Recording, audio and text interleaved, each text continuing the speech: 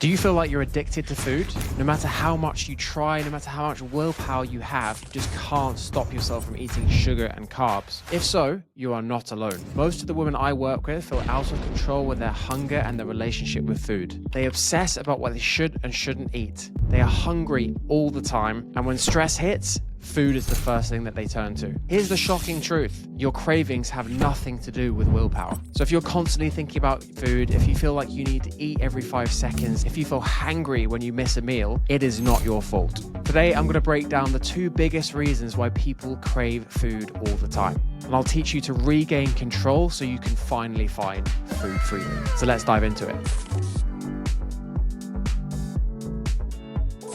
Hello, welcome to today's podcast. I'm Max Lowery, weight loss coach. I've been helping women over 40 lose weight and keep it off for the rest of their lives for the last 10 years. I'm joined by Shane, who is the head coach and head of client success of the Live 360 program. Hello, Shane. Hello, Max. Good to see you, Shane. So today we're talking about why you always crave food and how to regain control. Because I've realized that this is actually a big topic that a lot of our clients, a lot of the women that I've spoken to the last 10 years, essentially feel like that they've got no control with food, that they are obsessing about what they should and shouldn't eat, and they're always craving sugar and carbs. They also seem to have a habit of turning to food in times of stress and negative emotion. And it ends up kind of feeling like they're addicted to food. And some of them have used those words specifically. So Shane and I wanted to dive into that topic today and share exactly how we help our clients regain control and ultimately find food freedom, to make dieting effortless, to make losing weight effortless, and staying the weight that you want much easier, and maintaining it for the rest of your life. What we're going to cover today are essentially the real reasons you feel addicted to food and what are the 2 main culprits behind constant food cravings. And we're also going to give practical strategies on how to regain control and feel free around food. But I want to stress here before we get into it that lots of people believe that to lose weight, it's all about willpower, motivation, and discipline, and basically putting loads of effort in. And this belief ultimately is going to stop you from taking action, potentially, especially if you've failed so many times. Because if you failed so many times, you've got 2 things going on. You've got this underlying fear of failure, like you've just got the stack of evidence you can't succeed. And then you also think, this is really hard to lose weight. I have to punish myself. I have to cut out my favorite foods. And it's essentially what happens is nothing happens. It's just a lack of action, and you blame yourself for having a lack of motivation, when in actual fact, the fact that you believe it's too hard means you're not going to do it. And the fact that you have got so much evidence of failure also means you're not going to do it. So this is not about willpower. Long-term weight loss is not about motivation and willpower. It's about addressing the real reasons why you're stuck. And we're going to be going deep into that now. So the most fundamental reason that people end up craving food is because their bodies are stuck in what's known as sugar burning mode, which isn't really a scientific term. I'm not gonna lie. The more kind of scientific term would be metabolic. They're metabolically inflexible. And this is something that I've been talking about for a long time. And you may hear other people talk about it in the realms of keto. But what I really want to stress here, this isn't just suddenly about cutting out carbohydrates and going keto. That's not going to fix your problem. But essentially, if your body is stuck in sugar burning mode, it means that you're going to be dependent on a constant stream of food to function, to have energy levels, to be productive, to feel good, and not to feel hungry all the time. And the Western environment and the Western lifestyle has essentially promoted this kind of problem, where there's a constant stream of food, there's snacks left, right, and center, there's food-like products. You go to the petrol station, there's all the food next to you, there's snacks in the office. It's a big problem. And for us, I don't know what you think, Shane, but snacking and constantly grazing on food is problematic for a number of reasons. I'd be interested to hear, because I have experience with this. I can think back to a specific period, but do you think you've ever experienced being metabolically inflexible? I think when I was working in finance as a stockbroker, I was definitely heading down that route. I mean, if you look at photos of myself then, I was beginning to put on a bit of weight. I was looking quite tired. And essentially, I was eating breakfast, snack, lunch, snack, dinner, and probably even more than that. There was a culture of excess in our office. We were doing eating competitions. I remember I was paid £1,000 when I was 19 to eat like a whole chunk of wasabi, which was pretty full on. So yeah, I definitely started, and I was drinking kind of not Coca-Cola. My go-to was the lemon San Pellegrino. So good. But yeah, I definitely started to feel hungry all the time, and I was putting on weight, and my energy levels were all over the place. My productivity was all over the place. My focus was all over the place. How about you?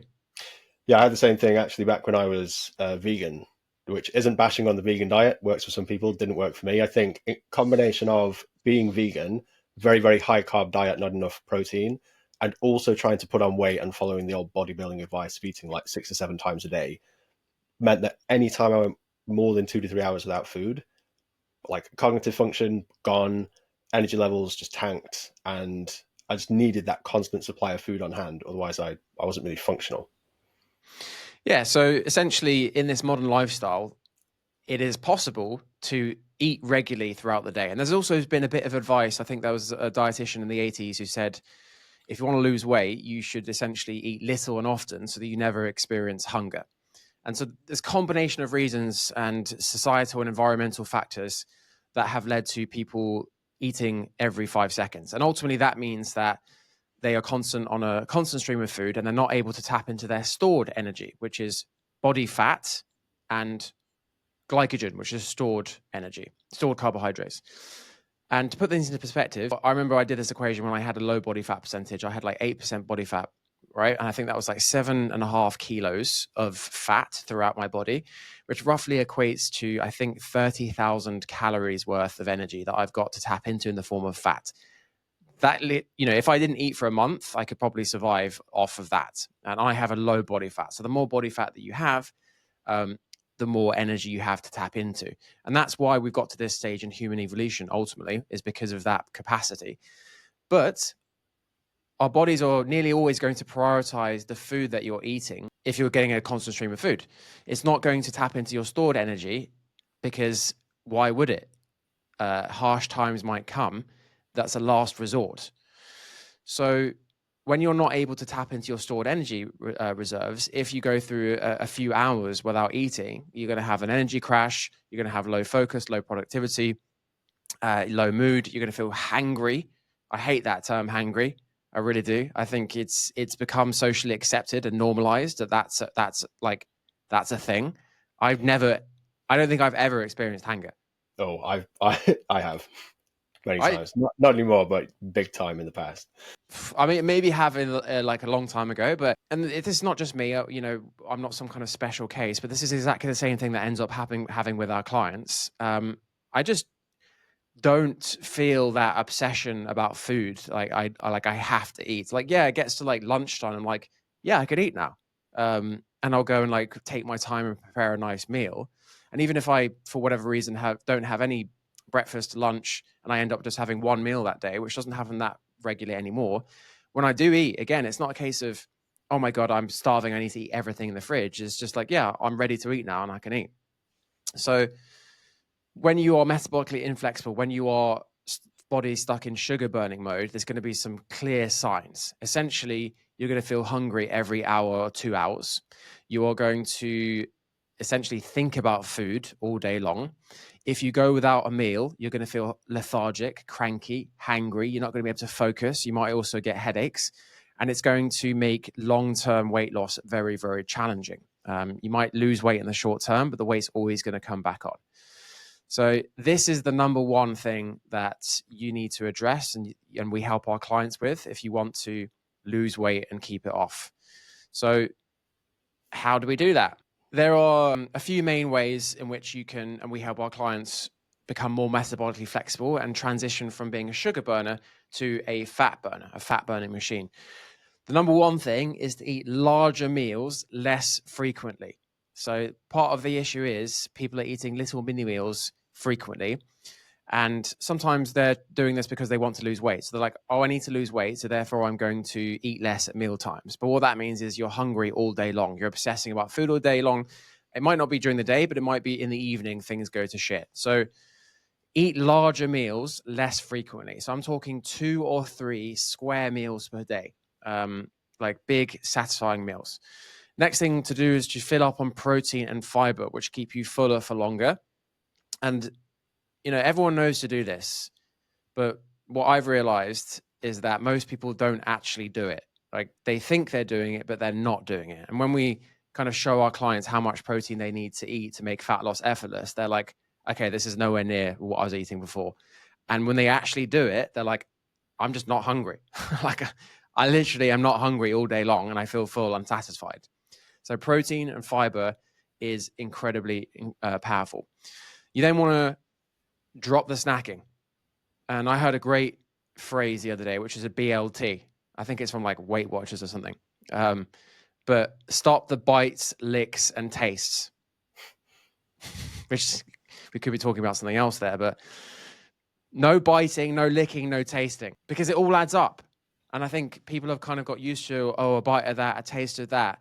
It all adds up. And honestly, we've gone into this in a lot of detail, and I'll remind you, on average, you're going to be consuming 400 to 600 calories just in bites, licks, and tastes, just snacking throughout the day. So eliminate the snacking. And then the last thing that you can do is be as active as you can. Get lots of steps in, walk more, and that will help you process the sugar, deplete your glycogen stores, transition into fat burning, and it just will improve your life in so many different ways. Have I missed anything there, Shane? Not that I can think of. Those are the exact same principles we give our clients. So there you go. Fill your boots. Nothing fancy. No, it really isn't anything fancy. What works is the basics done consistently, but unfortunately, most people don't really understand what the basics are. And there are a few things which stop people from being consistent with them, which we're going to go into. So that is the first step, right? You want to transition from being a sugar burner to a fat burner. And that is going to mean you're less hungry. You're not obsessing about food all day. You're just in control with your eating and your relationship with food. And that is the most empowering thing for a lot of our clients. All right. The second thing is we then need to address the psychological and emotional reasons why you might turn to food in certain situations. Most people don't address this. Everyone knows that they turn to food. Like, if you turn to food in times of stress and negative emotion, you know that you do it, but people are heading towards just the usual meal plan workout to fix their problem. If you don't address this, you'll get results when you've got motivation and willpower, but the weight will always come back on. As soon as something happens in your life, whether it's a stressful situation at work, whether one of your children is playing up, you're going to turn to your usual coping strategies, which is with food. Okay. And I think it's also really important to understand that sometimes people don't label themselves as emotional eaters, but they're aware that they turn to food in times of stress or when they're bored or as a reward. So are you rewarding yourself with food because you've had a stressful day? This still all counts. Yeah, I wanted to jump Right? in and say that, because you were saying, if you're an emotional eater, actually, as you kind of just alluded to, not everyone does. They think they wouldn't label themselves as an emotional eater, and yet they would come to us and say, I feel like I need to have something in the evening to unwind. Like, if I don't have a dessert or a snack, then I don't feel like I've relaxed at the end of the day. Yeah, for sure. And I regularly hear the term banded around on social media or with potential clients of like, oh, I'm addicted to food. I can't have sugar. I can't have sugar. And I don't really believe that. I think the first issue is what we've already discussed, is that they're stuck in sugar burning mode. So they need a constant stream of food. And then the second thing is that sugar or food is serving a very specific purpose. So the question we always ask our clients is, what is the food doing for you? So I want you to ask anyone that's listening to this or watching this now, I want you to ask yourself now, if you struggle with emotional eating, what is the food doing for you? Is it a painkiller? Is it numbing how you feel? Are you avoiding negative emotions? Are you procrastinating from stress? Is it an escape from your busy, hectic life? Is it a punishment? Are you using food to punish yourself for the situation that you're in? And it's really important you understand what the food is doing for you, because when you understand that, then you can potentially start to incorporate strategies which will, or other ways in which you can process that emotion and that feeling and get the need fulfilled with something else. So if you reward yourself with food at the end of a stressful day, ultimately what you're looking for. So the want is to have food, and the need is to feel less stressed. Okay, so what else could you do to feel less stressed? You could do some breathing techniques, do some journaling, go for a walk, have a conversation with a friend, stretching, meditation. There's a million and one things that will help you feel less stressed, which will help you fulfill the need that you have ultimately. Yeah, it's crucial to note here that replacement has to happen. If you just try and remove the food, then you're just trying to white knuckle your way through it. That need is still there, and inevitably you'll end up turning to the food again at some stage. 100%. That's exactly what I was about to say. I think the issue is most people apply willpower motivation to this. Right, I'm just not going to eat when I feel stressed. I'm not going to eat when I feel lonely. I'm not going to eat when I feel sad. But ultimately, the need is still there, and so you must learn to fulfill the need in a way that doesn't involve food or alcohol, and in a way that doesn't make your life worse. So this is a process.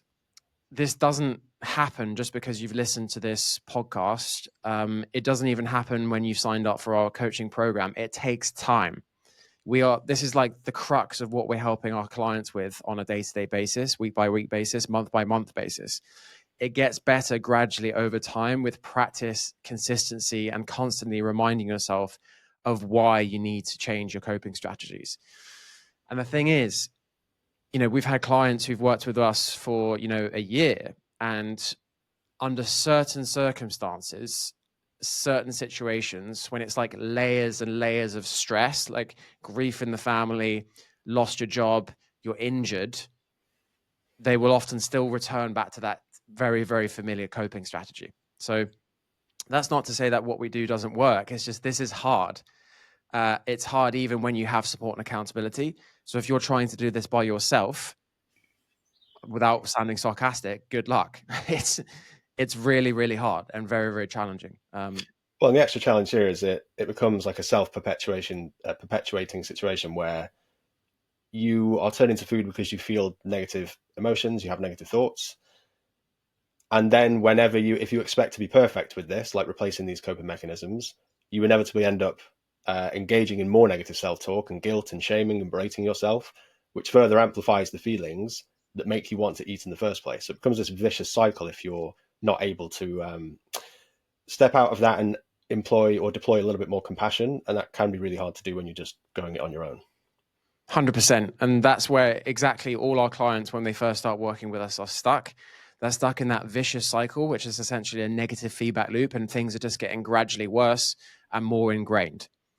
And it takes something completely different. It takes proper support and accountability to snap out of that and get you into the virtuous cycle, the positive feedback loop, where gradually over time, everything's just improving instead of getting worse.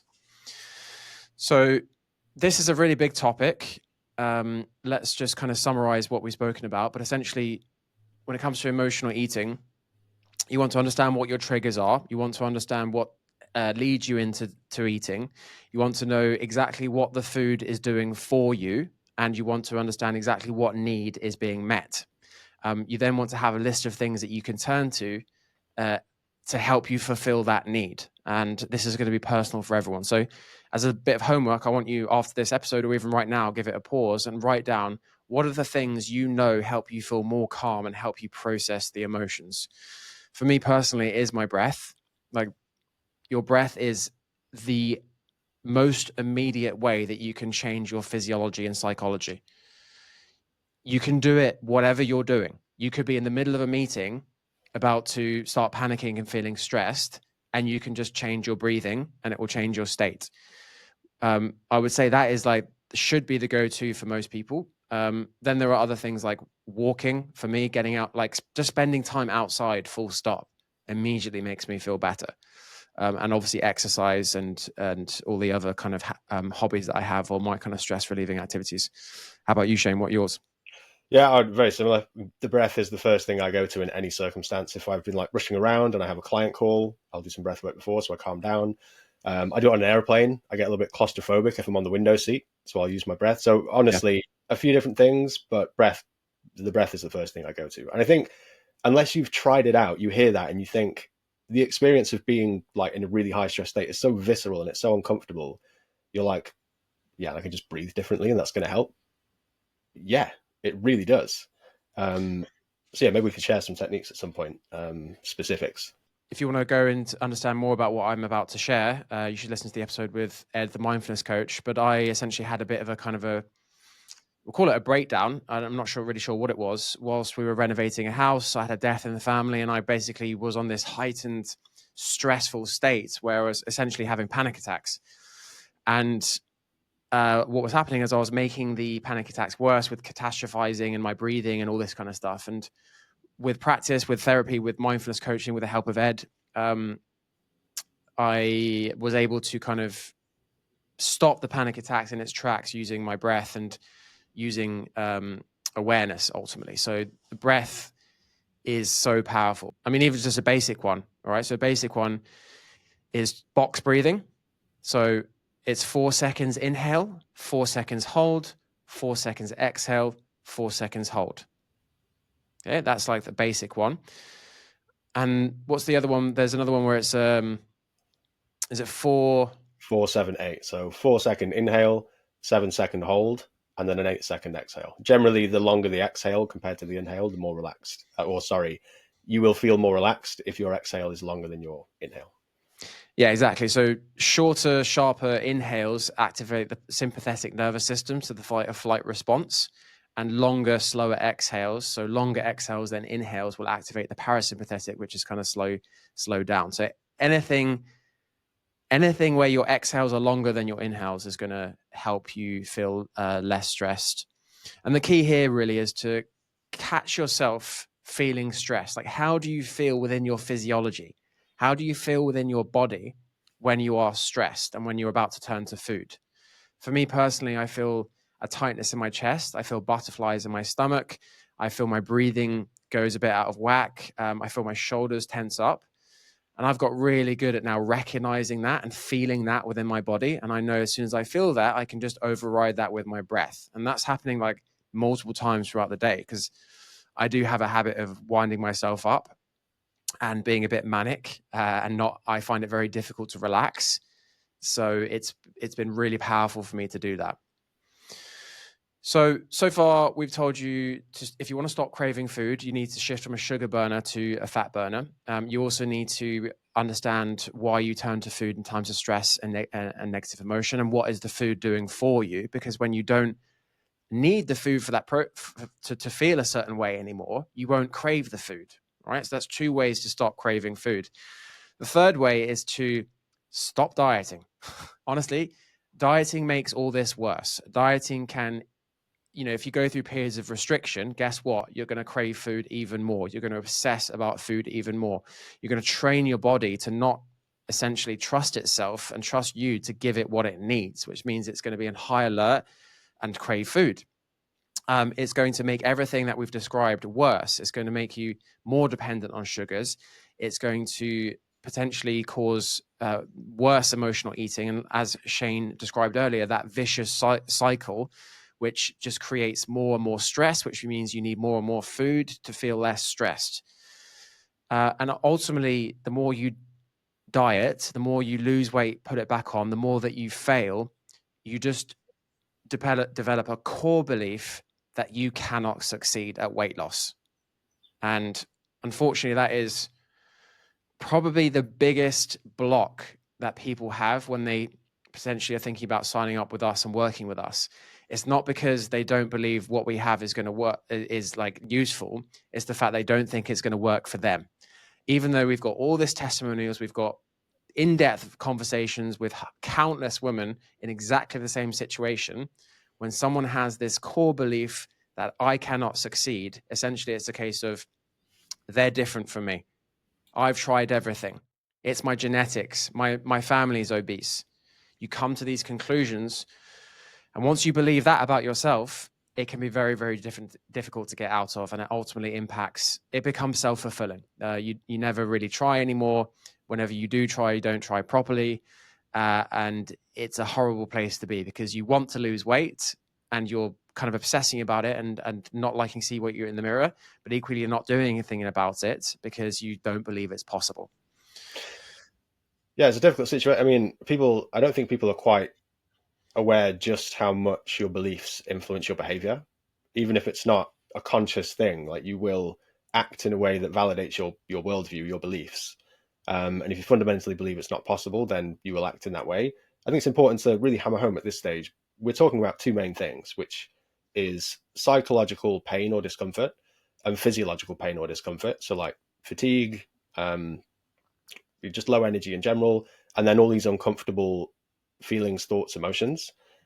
And food is a really effective way to solve both of those pains if you're metabolically inflexible and you have no coping mechanisms in place for the psychological stuff.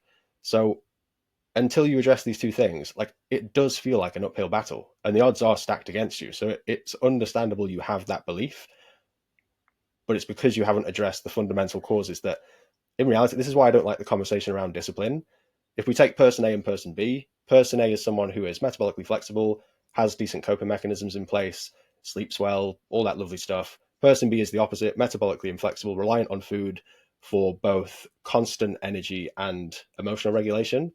It just feels so much harder for person B to lose weight until those things are addressed. And just telling people to be more disciplined isn't really an honest or a helpful take, because it does feel significantly harder in that situation. Anyone who tells you that the only reason you're not losing weight is because you don't have enough discipline has no idea what they're fucking talking about. We'd call them a numpty where I'm from. Run a mile. You know, anyone on social media who says you just need more willpower, more motivation to lose weight, they ultimately don't have the understanding or the knowledge on how to address the nuances that are involved with weight loss. So run a mile, unfollow them, do not sign up for anything that they are offering, because it's not true. And the example that Shane there has really highlighted that. This is not a willpower or discipline thing. This is about setting yourself up for success by making sure your physiology and psychology are working for you rather than against you. Cool. So hopefully this has been a useful episode. We have actually created a metabolism and root cause assessment. And the idea of this assessment is you fill this in and you'll know if you're metabolically flexible or not, and you'll know exactly which of the root causes you're struggling with. And that is really, really powerful. You know, that can be the first step in you actually taking proper action and efficient and intelligent action on why you're struggling, with or without our help. So just click the link below if you would like to take part and fill in the assessment and find out if you are metabolically inflexible and what are your real root causes and why you're struggling. Thanks again for joining, Shane. We'll see you same time next week. Cheers, Max.